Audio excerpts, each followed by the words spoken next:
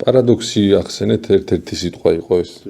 უცნაურად იციან ვიცით ხოლმე მშობლემა რაღაც ამბების გაბუქება, მოგონება, უცნაური ჩივილებით მოსულან რაც კურიოზული შეგვიძლია ვთქვათ, გახსენდებათ რამე და ჩემს მოყვები ერთი ცოტა ისეთი სპეციფიკური ამბავი, ბავშვი ვიყავი და ჯიბლიბო რო ქვია, არ ვიცი, სამედიცინოზე რას როგორ უნდა ვთქვა.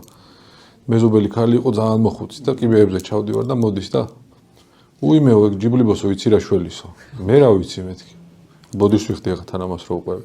ხო და შეფურთხებაო მოულოდნელიო. კაი მეთქი გამარაბებო რას ფეუნები და გავიხედე და არ შემაფურთხა.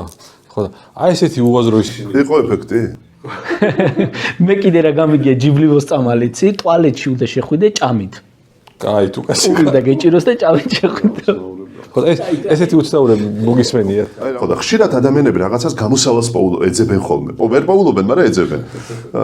ხო. და ერთ-ერთი მახსენდება ეს რომ მოვიდა და ძალიან ისეთი კულტურული და კარგი ქალბატონი და მეუნება რომ აი წლებია ხო იციო ბიძინა მაწუხებსო და ჩვენ რაღაცას ვცდილობთ რომ უმკურნალოთო ხან დამიშვიდება მე რაღაცა ვინერრულებ ისე მიბრუნდებაო და რაღაცა ჩამასმინეს ესეთი რაღაცაო რომ ჭინჭრისიების ამ ქრონიკულ ფორმას ძალიან შველისო საღორეშიო ბოგაზე თუ გადატრიალდებიო ხო აუ მე ვთხარი ეხა არ ვიცი რა გიპასუხოთ მაგრამ მე ვთხარი ზოგადად ეს ცნობილი ვარ მე ვთხარი რაღაცა ინტერესები მაქვს ყველაფერი სიახლესადმი მე ვთხარი და მოდი რა გადატრიალდი ერთი მე წინააღმდეგობას არ გიწევ მე ვთხარი არ ვიცი მე არ გამოჯენილა მე მგონი შეიძლება კალიბორნა კიდეც არ ვიცი ხო მოგეთ ასეთი უცნაურობა ყოფილა და კიდე ერთი უცნაურობა ეს უფრო კურიოზული ნაწილია ეხა ჩვენ ხშირად ეს ვაქცინაცია და რაღაცები დიდად სოფი და ესენი არ მეხებენ და რა ბიოლოგიაა და ცალკე დარგია მაგრამ ხშირად მოგვართავენ ხოლმე პაციენტები რომ აი რაღაცა ესე წყალთან და ორი შემთხვევა იყო ესეთი ქალბატონი მოვიდა ემოციური ძალიან შვილი დაყავ ჩემთან და მეუნება